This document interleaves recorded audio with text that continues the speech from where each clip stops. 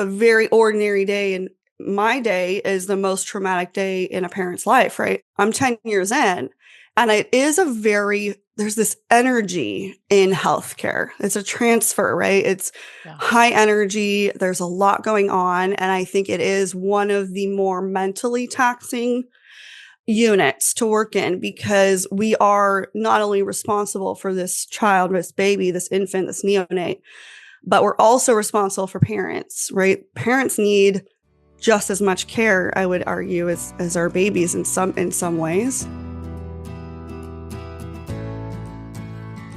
This is NICU Babies Parent Support with Kathryn Whitaker, a podcast from Hand to Hold, a national nonprofit that provides free personalized support, resources, and community before, during, and after a NICU stay. My conversations here focus on education and personal stories with medical and hospital professionals, counselors, therapists, and NICU moms and dads from across the country. So whether you're preparing for a NICU stay, you're currently there, or you're months and years past your stay, you belong here. The NICU is hard. We're here to help.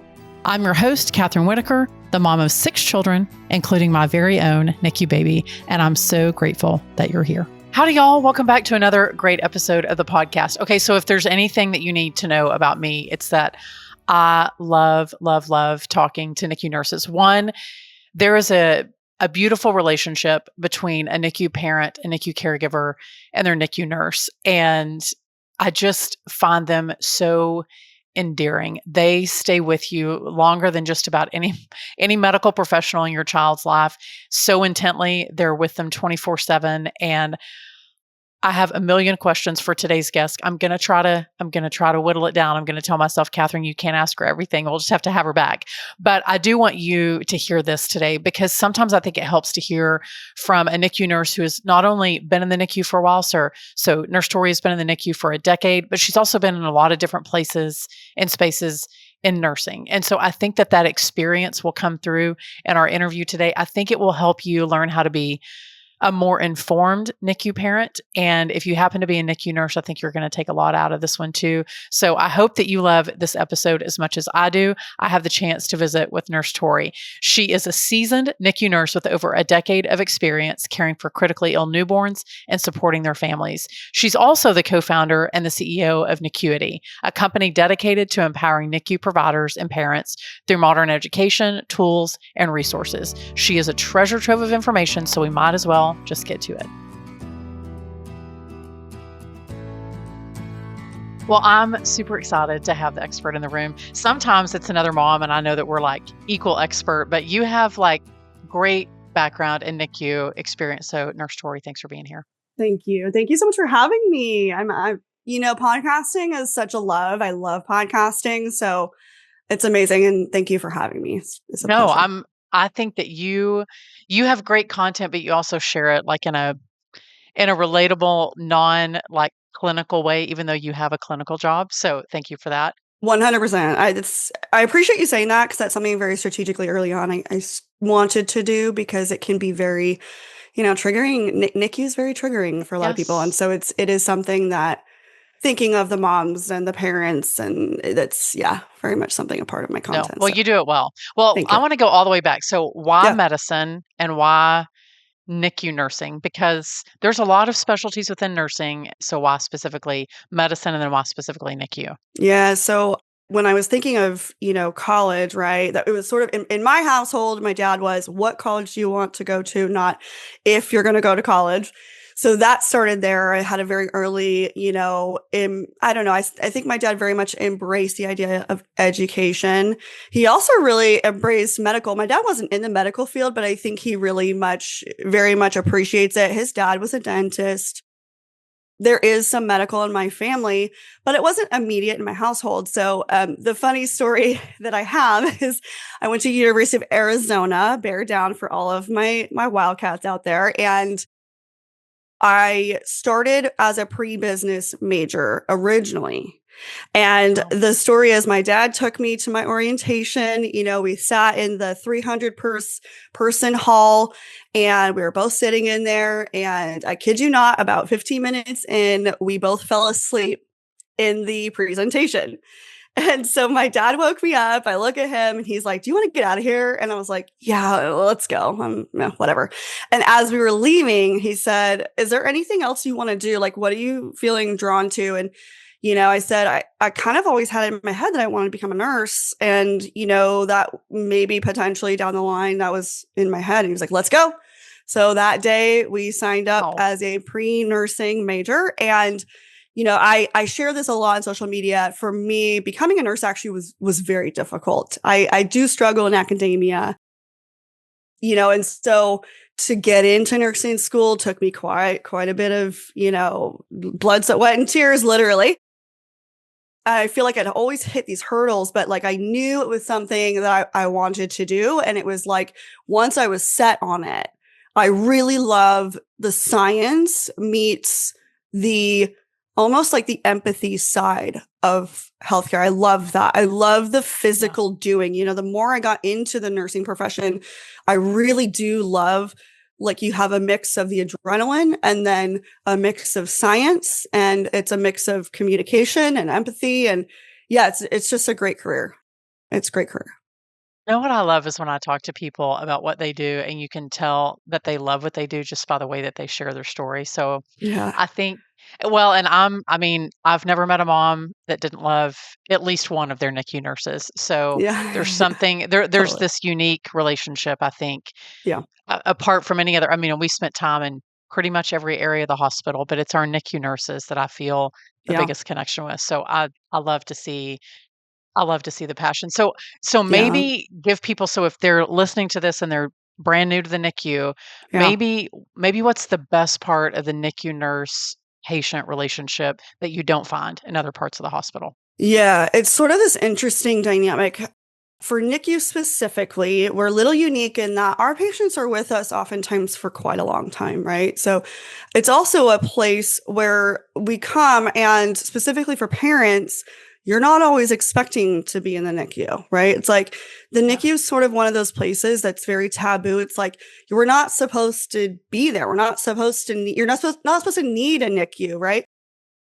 You have a baby and you go home, right? So oftentimes a lot of our parents are really thrown off in that journey and kind of wrapping their heads around that. And, as a NICU nurse, it's my job really to guide you through that and to start the process of, okay, well, now you're a parent. And so let's start the journey of like learning your baby, because very early on, something I think people don't really know is how early these little babies get their personalities.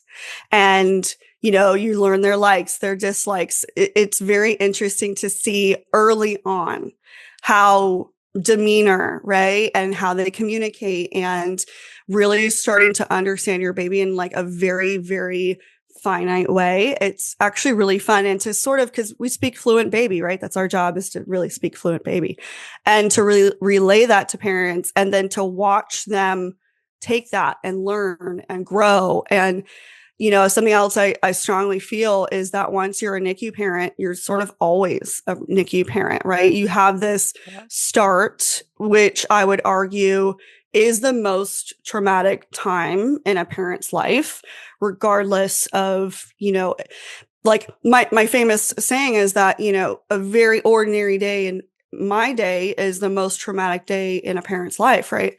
So yeah, I think something for me is, one, understanding the babies and starting to get to know them and speak their language. And I think also just as a NICU nurse, I'm 10 years in, and there's this energy in healthcare. It's a transfer, right? It's Yeah. high energy. There's a lot going on. And I think it is one of the more mentally taxing units to work in, because we are not only responsible for this child, this baby, this infant, this neonate, but we're also responsible for parents, right? Parents need just as much care, I would argue, as our babies in some ways. And that is unique in that we are really supporting parents a lot in our role, where I would say other units, PICU, peds, adult units, that person, their demeanor, their preferences, you have this life you've built with them to some degree. And with NICU, is a brand new person, right? And there's oftentimes a brand new parent. So we're, as little as teaching you how to diaper change and as big as you're about to take your baby home, how are you feeling? Picturing your life at home, routine. It's a really interesting dynamic. And it's a very interesting transfer of energy. And I think as NICU nurses, we really have to learn how to kind of balance that and, not take on everything because it is a lot. We talk a lot about this now in healthcare, the burnout. The burnout is very real. And so finding ways to really, as a NICU nurse, right, continue my practice, not take on everything and learn how to, continue your practice and grow and still find that love of it. Yeah, no, I think that, well, in that unique relationship, because like you said, it's not like you just blow in for a couple of days and then you leave. Most babies stay a little bit longer than that. Right. But because there's this longer term, you're in a long-term relationship with your nurse and Yeah. with the NICU. Yeah. What do you think as parents when they walk in, like what do you think some of the things that they should be asking? Because it's such a, I mean, we don't really, I had never had any context of a relationship with a doctor or a nurse until we Yeah. walked into the NICU, and I was like, I Yeah. don't even know what questions to ask. One, because I'm traumatized, and Yeah. two, because this is a hard place and I don't even know where to start. So Yeah. if a parent's just trying to be like, I don't even know, like, where do I start? What questions do I Totally. ask? What would you tell them? Yeah, so the first thing I would say is communicate your schedules is a big thing because, in the beginning, parents are typically there often, but then on our end as nurses, you're going to have some amount of life you still have to live outside the hospital, Right. whether that's back and forth going home, it's you have kids at home, you have other, whatever, dad has to go back to a job, there's a lot of things. And so I would say the first thing is really just to communicate with us what your preferences are, your times, do you want to be there for certain things, like over communicate, that's a big thing. And I think using us, the nurses, as like, sort of a reference or a base really is it's definitely one of those things. And I think a lot of parents pick up on that quickly is like, get to know your nurses, get to know them. I would also say get to know your RTs because RTs oftentimes, if you're a baby who does have respiratory support, which many I would argue do, getting to know them. And then the other thing actually is our PT, OT, speech pathologists. It's interesting because I actually think a lot of times they're undervalued in terms of the relationship I building agree. and learning from them. Oftentimes with NICUs, those are people that you're going to see very consistently and work with them on whether it's bottle feeding or exercises or, those particular individuals are really great to learn from as well. But yeah, I think in terms of if you're having a moment where you're feeling very overwhelmed, something that's really great to do is get out your phone and use your notes app, right? And you can start kind of tracking and seeing like, what are my questions? Write down your questions and bring them in for you when you're bedside and, really understanding the flow of the NICU. When are your care times? When does the team meet? Because I do think it's overwhelming in the beginning, but once you start kind of understanding the dynamics and you start understanding your baby, things start feeling a little bit more doable. It feels a little more Yeah. tangible. It is very overwhelming in the beginning. And it is something that I think you don't always understand or you have a firm grip on until, you're far into it. But day to day, just, getting to know your baby is honestly the most important thing. And touching base with the team and communicating is great.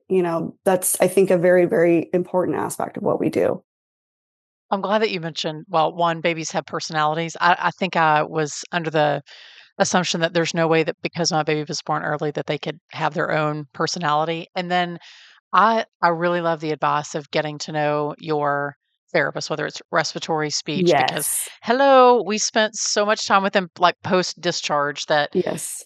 there's a lot of players in the NICU. We went from a bay situation to family centered care, so we got a chance to see a couple of different ones, but also to realize there's a lot of people here to help, but also getting to know them means that when we leave, I'm better Yes. equipped to ask better questions and kind of know what their role is. So Yeah.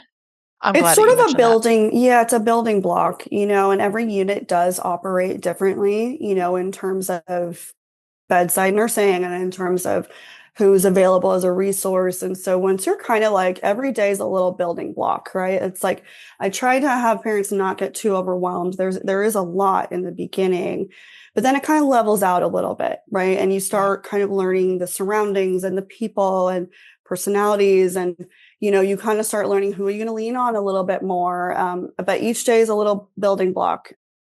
And some days in the NICU, as I'm sure you know, are you get 3 steps ahead and then 2 back. It's Yeah. very much a journey.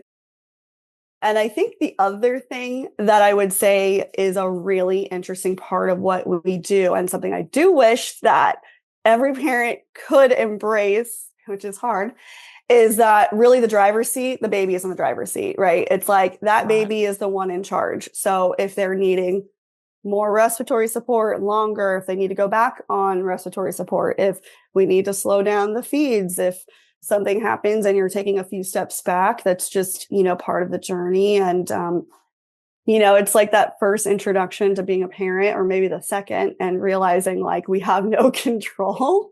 And I Right. equally feel you in that, as now I'm a new parent and my daughter had some medical complications at the beginning as well. So, I mean, I feel you. It's very hard to feel like you're out of control, right? It's like, it's just the weirdest feeling of like, well, this wasn't supposed to happen this way. And this is how it's supposed to be. And like, I think, when you can actually kind of let go of the expectations and like really embrace your journey of where you're at, and, slowly start to see the silver linings and slowly to be like, okay, well, this is where we're at. And how can I make it the best possible journey that I can? It's a little empowering, I think, for parents when they can start feeling that way. Yeah, I mean, I was 5 kids in, and I was like, I'm the one in control here. I know what I'm doing. And then we had this baby who had this NICU stay, and it was a wild ride, a Wow, ton of right. surgeries and all these specialists. And I was like, when did the 3-pound baby become the one in charge? And then I think when you do kind of settle in, and then I Yeah. felt like a NICU expert, and I was like, oh, well, if I had to do it over again, not that I want to, there's so many other things that I would have done differently. But I think the advice of embracing it is good advice. So Yeah. if you are think a lot of parents walk into the NICU feeling one, overwhelmed, traumatized, and they don't Yeah. know, or they feel concerned about advocating for their baby, and they Yeah. don't know where they can advocate or how they can advocate or even if they should. Yeah. What would you encourage them to do if they're feeling a little like, Yeah. if their gut's telling them one thing but they're just not sure what the Absolutely. chain of command is? How do you do that? Yeah, absolutely. Well, I will always say absolutely advocate. You think parents learn their babies faster than we give credit. There's a lot of talk right now in the NICU world of us really trying to embrace, the family-centered care, and really addressing also leading with trauma-informed care. That's a big thing that's going on in the NICU world for us in education, is really trying to kind of put ourselves in the parent's shoes and realize that every parent is different. They need different means. And, on our end, we are repeating ourselves often, right? But that's because trauma, right? And also every parent's a little different in the education that they need. I will say, I think this is going back to maybe the building block concept, right? Is the first person, to advocate to, of course, is always your bedside nurse. That's, and again, every nurse is a little different. They all operate a little differently. And let's say you don't love that nurse. That does happen. It happens. It is. You can absolutely communicate that to the charge nurse. So every unit has, you have your nurses that work the floor, and then the charge nurse is really the one steering the ship. They're often the ones making the assignments. They're the ones really helping to guide and answer care and answer questions. And, they're there as sort of the leader, if you will. So I would say that would be the next person in terms of chain of command. And then above that, there's nursing management. So if it goes to the point where you're like, I'm just not getting heard, or I'm not, there's definitely the nursing management. We have managers. We also have educators. And then if it's a medical question in terms of advocacy, it depends on where you work. Some places have medical residents, which are, baby doctors who are seeing if they want to become NICU doctors. There's also fellows, which are doctors who are in training to specialize in the NICU care. And then you have attendings. Attendings are the head doctors that have been through all the training and they've been through the years of specialty. And so it's sort of in that way of chain of command. I lean towards definitely, if you are, in terms of advocacy, really want to advocate for a health question, I would definitely touch base with a NICU fellow or a NICU attending. That's or if you're potentially having a nurse practitioner, a neonatal nurse practitioner, that's another one, or a PA. Those are also really great resources. Sometimes your care will be driven by the nurse practitioners or the physician assistants. So, it's, I think, kind of learning in terms of flow at the bedside. What kind of issue is it? Is it a social issue? Is it just general medical questions? Medical, direct to the medical team and to whomever's overlooking that care. If there's other dynamic questions or issues, definitely the nursing is the way to go. So this podcast is produced by Hand to Hold, a national nonprofit, but we're more than simply a podcast. Be sure to download our app in the Apple Store or on Google Play, or you can visit our website to discover all the ways that we can support you as a NICU parent at handtohold.org. You can join one of our support groups, sign up for counseling, find loss and bereavement support, request a peer mentor, or check out our educational resources and family stories. And all of that is at no cost to you. I always felt like our NICU nurses were like the air traffic controllers. I was like, okay, so here's my problem. And they would be like, I'm going to need you to exit down the hall to the left and talk to this person. So I think that's why we developed such a close relationship, is because I would always go to them first. And then if they could do it and they're like, Kathryn, this is what you need to do. Or if they're like, not my deal, but this is the person that can help direct that. I always 100%. Yep. felt like y'all are the gatekeepers to so many things. Also to getting my baby to eat on schedule and fall asleep. When we came home, I was calling the nurses like, how did you get him to sleep? Because it's 3 a.m. and he just wants to sit in your lap and chart. Oh my God, I feel this. It's so funny too, because along that line, I love, as a NICU nurse, I feel like we're the ultimate party planner is kind of how I see it, right? We're directing and communicating between the teams. We're the ones really steering the ship in terms of care times and feeding, and we're the coaches of the baby. You know what I mean? So it feels like you're putting together this great party and you're sort of the central person that everybody is going to for everything. So yeah, I would say the NICU nursing, it is easy to become that central person, right? But there are different dynamics in each role. And that's something else I think that NICU nurses or NICU parents very much, I hope, understand is like, it takes a village, right?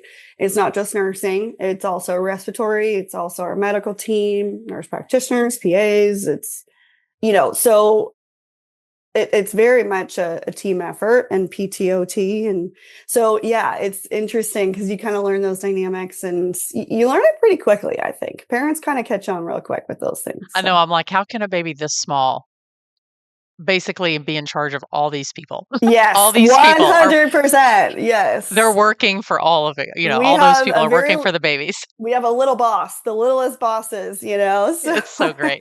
Yeah. So I'm curious, this roller coaster of the NICU, that I experienced that obviously as the parent. Then you experience that not just with my family, but with all the families of the babies that you're caring for. Yeah.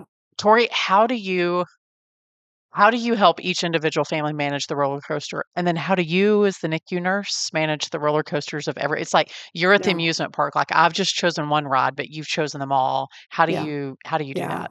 Yeah, I do think 10 years in, it's a little bit of an art and a balance, especially learning how to meet people where they're at, right? It's definitely an interesting dynamic. I think for me, NICU nurses have a really good way of categorizing things in your head, right? There's certain shifts where you're like, I am attending a delivery. This is fast paced. I'm having to get in, get out, get this baby stable. We're bedside. And then you kind of have to switch gears and slow down and say, okay, dad or parent at the bedside, whoever that parent may be, parent, non-birthing partner, let's talk about what just happened and where we're at and what's our game plan. It's definitely a learning curve. As a NICU nurse in the beginning, I would say, you're learning, you're figuring it all out. You're starting to, see things. And the more you see, the more you can build on, the more you understand. I would say now I definitely have a good flow with understanding and meeting people where they're at. You can kind of read energy and the parents, the type of parents, is this a parent who needs more data driven? Is this a parent who needs more support physically, mentally, emotionally? There's definitely different types of that. And that's a learning curve. That's definitely like a emotional intelligence, EQ type of thing.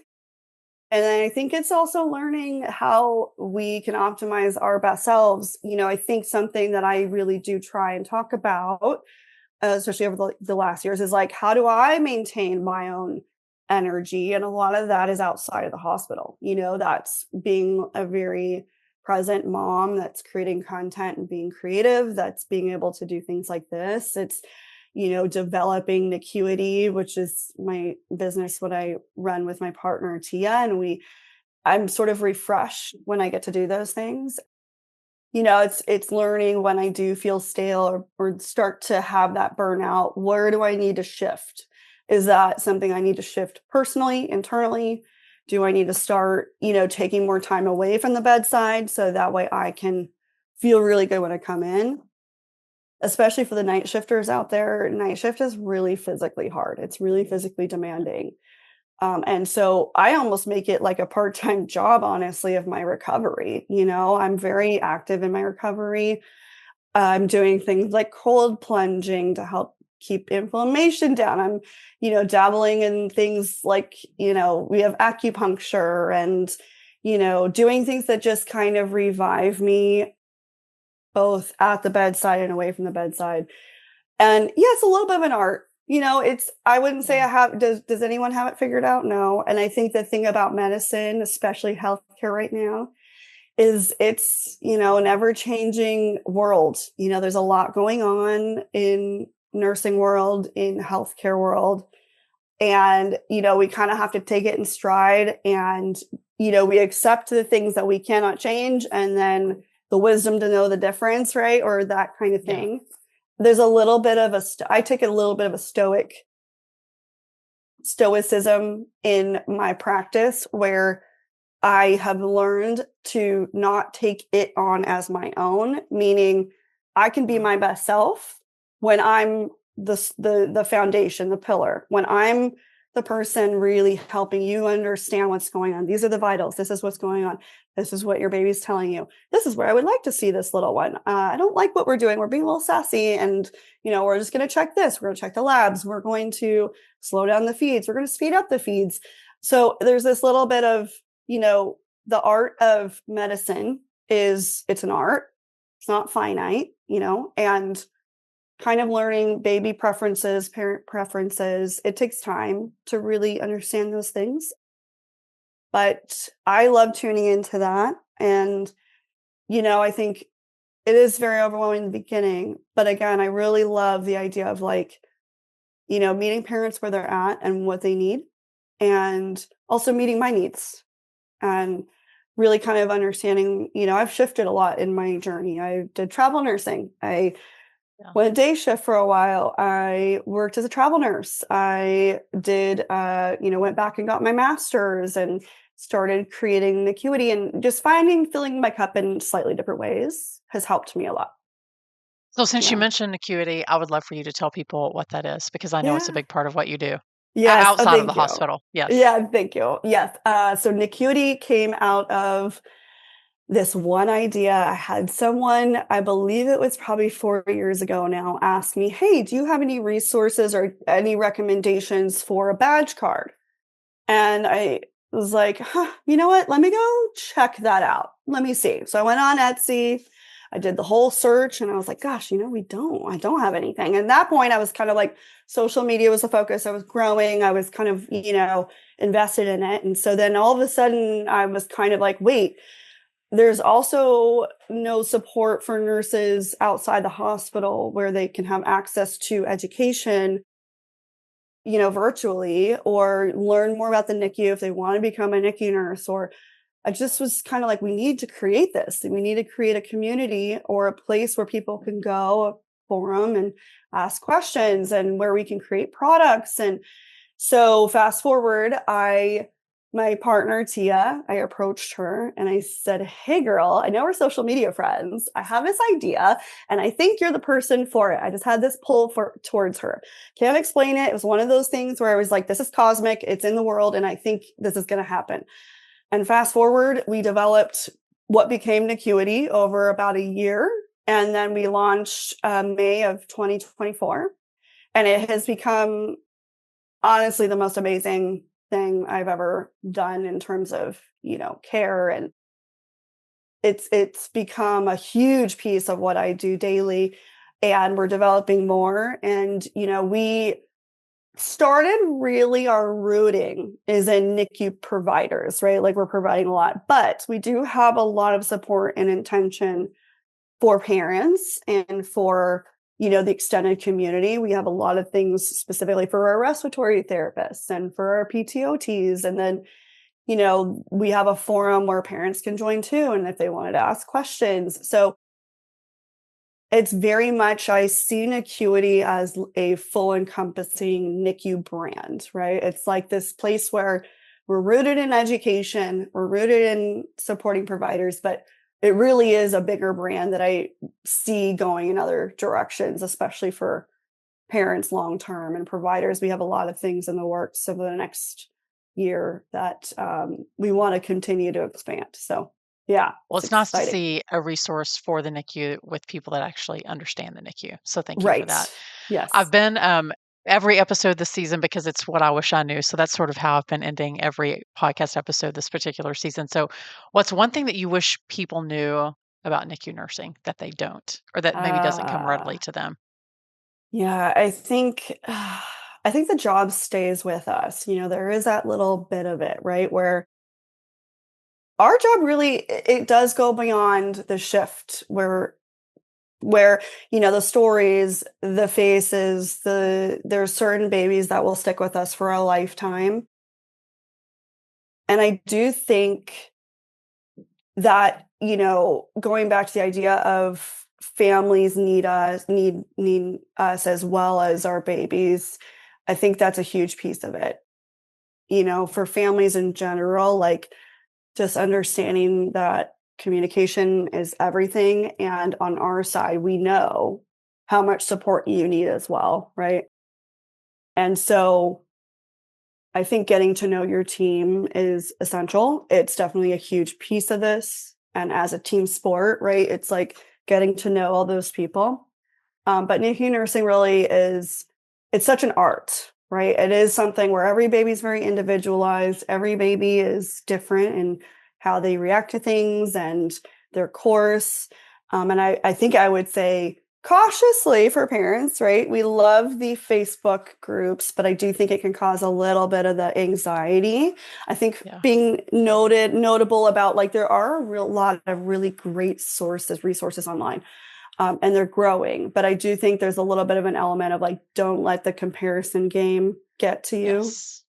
That's easy to do. And so, I think just trying to really hone in on where are you? Where is your baby? That's okay. We're focusing on these things and not like the mom comparison. And I will say, like, as a new mom, it's very hard to do these days because, it's the comparison game is for all of us, but try not to go down that route, right? Like, your journey is your journey and your baby's journey. And, really kind of to embrace that and as part of it. And yeah, I do think there's a lot to be said for parents who come out of NICUs, especially those who are there for extended period of time.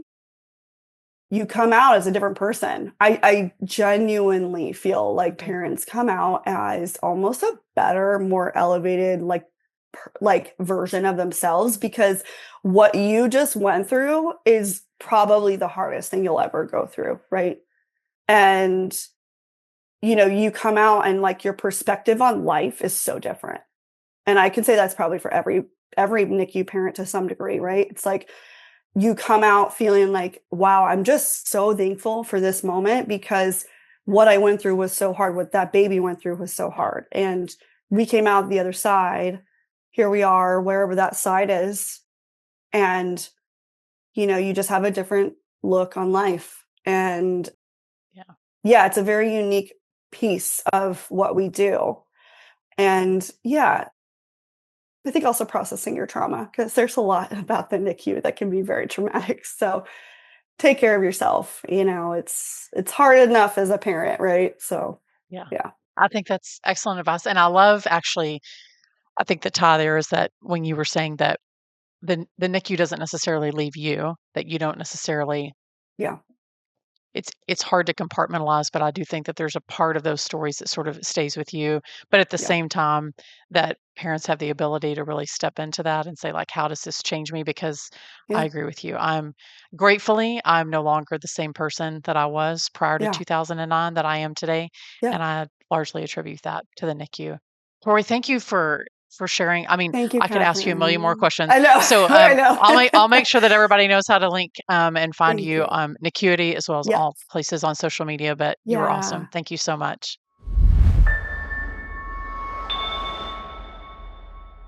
So now y'all see what I mean. I had so many more questions for her. In fact, when we stopped recording, I said, okay, Tori, I'm going to have you back. We have another podcast called NICU Heroes, which is for NICU professionals getting their continuing education credits. So I said, we're definitely going to have you over there. But I sometimes have repeat guests over here on the podcast. I might just have to have her back. So there are so many nuggets of things that she shared in that particular interview. I think, okay, I'm going to say two that really stuck out to me. And I don't know why I had never thought about this when we were talking about communication. So when she was saying, hey, when you get to the NICU, tell the nurse your schedule. I don't know why that never dawned on me, but what a great segue to start to develop open communication with your nurse. One, that way they know which parent or which caregiver is going to be here, how often, how much support, and then do I need to pull in social work? Do we need to get a patient advocate? Like, what else can we do to support this family? All by simply you saying, this is kind of our schedule and this is sort of how we anticipate being here. And also, these are the things that I feel comfortable doing for my baby. I feel comfortable holding my baby, but I don't feel comfortable changing their diaper, or I feel comfortable watching you place an IV, but I don't feel comfortable when you have to do a test. Like there are a lot of ways for you to communicate. And I think the very first way is let's start with the schedule. Then that sort of develops this relationship of how you can then communicate with your nurse. I loved that advice.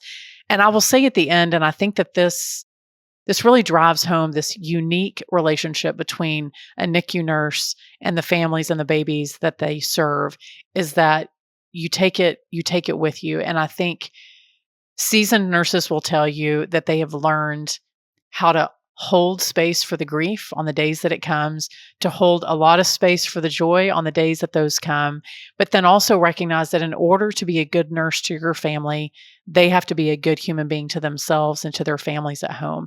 So I think that balance is important. And I think the very best NICU nurses are the ones that can hold space for your story, but then they also have to leave some of that at the door so that they can go home, that they can recharge, that they can do all the things that they need to do so that they can come back the next day and not only take care of your baby, but all the other babies in the unit. So Tori is awesome. You should absolutely follow her on social media. It's just at Nurse Tori. I'm going to share all those links in the show notes. Make sure that you share the episode if you loved it today with a friend, with a fellow NICU parent, maybe with another NICU nurse for some solidarity. You can also watch us over on YouTube. And every time y'all give us a rating, it just makes me so happy. So thanks for giving us ratings on all the different platforms that you listen to. We're so grateful that you're here. We have more coming, so don't go anywhere. You're going to hear a little bit about this next time. And just you saying that just made me realize how many parents go into that space, how many tears were probably shed in that little garden. But we went out as River was wheeled into surgery for his organ donation. And we just made the choice. We said, nothing is going to tear our family apart. We are going to fight for each other. We are going to do this. We're not going to become a statistic. Our son was dying, but we didn't want our marriage to die. And we were going to be there and fight for each other. We didn't know what it was going to look like. It was going to be super messy and really hard. But we said, I do. And for better or for worse. And this is one of the worst moments I hope we ever have to go through. But we made the choice to choose each other every single day.